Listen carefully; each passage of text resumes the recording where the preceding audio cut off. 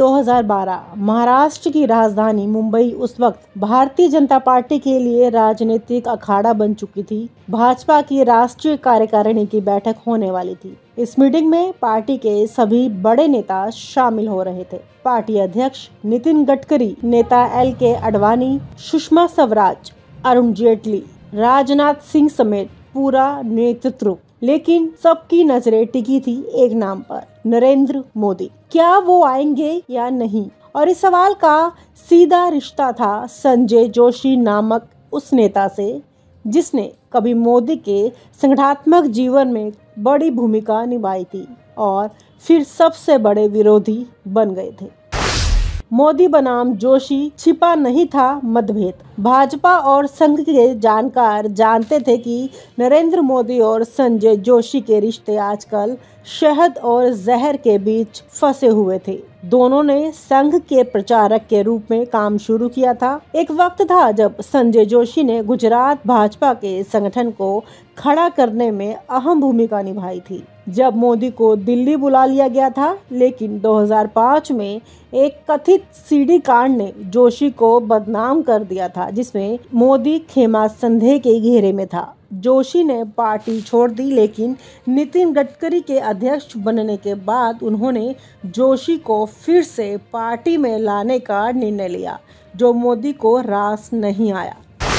कार्यकारिणी से पहले उठने लगी मोदी की नाराजगी। मुंबई कार्यकारिणी से चंद दिन पहले खबर आई थी कि संजय जोशी को राष्ट्रीय कार्यकारिणी का सदस्य बनाया गया है। यह मोदी के लिए लाल कपड़ा था। गुजरात के मुख्यमंत्री के तौर पर मोदी ने संकेत दे दिए कि अगर जोशी कार्यकारिणी में रहेंगे तो वो बैठक में शामिल नहीं होंगे। इस बात ने पार्टी के अंदर उथल पुथल मचा दी। नितिन गडकरी असहज थे। वे महाराष्ट्र में थे और मोदी की नाराजगी उनकी प्रतिष्ठा के लिए भी खतरा बन सकती थी।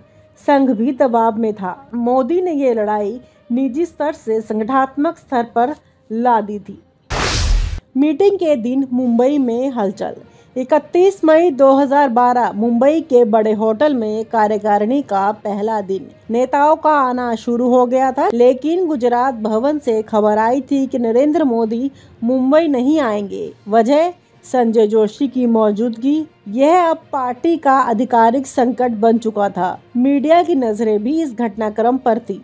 पत्रकार होटल के बाहर खड़े मोदी के आने का इंतजार कर रहे थे, लेकिन जब मोदी के करीबी अमित शाह की ओर से संदेश आया कि मोदी नहीं आ रहे, पार्टी में खलबली मच गई। यह सार्वजनिक स्तर पर मोदी की नाराजगी का इशारा था। गडकरी पर बढ़ता दबाव। नितिन गडकरी, जो खुद महाराष्ट्र से थे, अब सीधी मुश्किल में आ गए थे। एक और संघ के दबाव में उन्होंने संजय जोशी को दोबारा लाया था। दूसरी ओर मोदी का गुजरात मॉडल उस वक्त भाजपा का सबसे बड़ा प्रचार ब्रांड बन रहा था। अगर मोदी बैठक में नहीं आते तो मीडिया भाजपा की अंदरूनी कलह उजागर हो जाती। गडकरी के करीबी सूत्रों के अनुसार गडकरी ने जोशी से मुलाकात कर उनसे इस्तीफा देने का आग्रह किया। खुद जोशी ने बाद में कहा कि पार्टी के हित में यह कदम उठाया गया। संजय जोशी का इस्तीफा। 1 जून 2012 की सुबह संजय जोशी ने भाजपा की राष्ट्रीय कार्यकारिणी से इस्तीफा दे दिया। इसका पत्र तत्काल मीडिया को जारी कर दिया गया। पत्र में उन्होंने स्पष्ट लिखा, पार्टी में विवाद ना बढ़े इसलिए मैं ये कदम उठा रहा हूँ।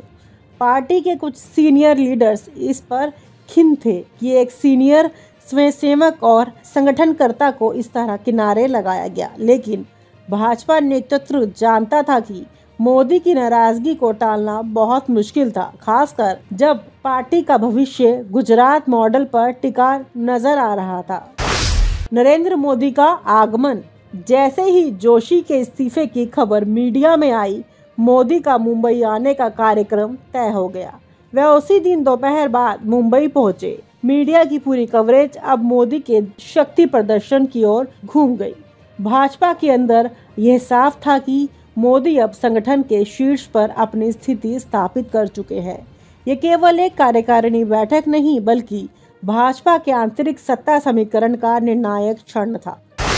अंदर खाने की हलचल। बैठक के दौरान मोदी का आना पार्टी कार्यकर्ताओं में उत्साह का कारण बना, लेकिन कुछ सीनियर लीडर्स इन घटनाक्रम से नाराज भी थे। एक नेता ने ऑफ रिकॉर्ड कहा, ये गलत परंपरा है कि एक व्यक्ति की नापसंदगी पर पार्टी के निर्णय बदले गए, मगर दूसरी ओर मोदी खेमा इसे रणनीतिक जीत मान रहा था। यह पहली बार था जब भाजपा के शीर्ष मंच पर मोदी का वर्चस्व इतनी स्पष्टता से सामने आया था। मीडिया का पोस्टमार्टम। अगले दिन खबरों और न्यूज़ चैनल्स पर यही खबर छाई थी, मोदी ने जोशी को हटवाया। मुंबई कार्यकारिणी में पहुंचे भाजपा नेतृत्व को यह दिख गया था कि 2014 की और बढ़ती राजनीति में मोदी की लोकप्रियता के साथ साथ उनका संगठनात्मक दबदबा भी बढ़ चुका था। इस पूरी घटना ने नरेंद्र मोदी को सिर्फ गुजरात नेता से राष्ट्रीय नेता की ओर बड़ा कदम बढ़ाने में मदद की। गडकरी पर बढ़ता दबाव। नितिन गडकरी, जो खुद महाराष्ट्र से थे, अब सीधी मुश्किल में आ गए थे। एक और संघ के दबाव में उन्होंने संजय जोशी को दोबारा लाया था।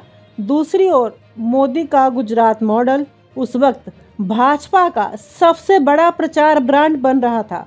अगर मोदी बैठक में नहीं आते तो मीडिया भाजपा की अंदरूनी कलह उजागर हो जाती। गडकरी के करीबी सूत्रों के अनुसार गडकरी ने जोशी से मुलाकात कर उनसे इस्तीफा देने का आग्रह किया। खुद जोशी ने बाद में कहा कि पार्टी के हित में यह कदम उठाया गया। संजय जोशी का इस्तीफा। 1 जून 2012 की सुबह संजय जोशी ने भाजपा की राष्ट्रीय कार्यकारिणी से इस्तीफा दे दिया। इसका पत्र तत्काल मीडिया को जारी कर दिया गया। पत्र में उन्होंने स्पष्ट लिखा, पार्टी में विवाद ना बढ़े इसलिए मैं ये कदम उठा रहा हूँ। पार्टी के कुछ सीनियर लीडर्स इस पर खिन्न थे कि एक सीनियर स्वयंसेवक और संगठनकर्ता को इस तरह किनारे लगाया गया, लेकिन भाजपा नेतृत्व जानता था कि मोदी की नाराजगी को टालना बहुत मुश्किल था, खासकर जब पार्टी का भविष्य गुजरात मॉडल पर टिका नजर आ रहा था।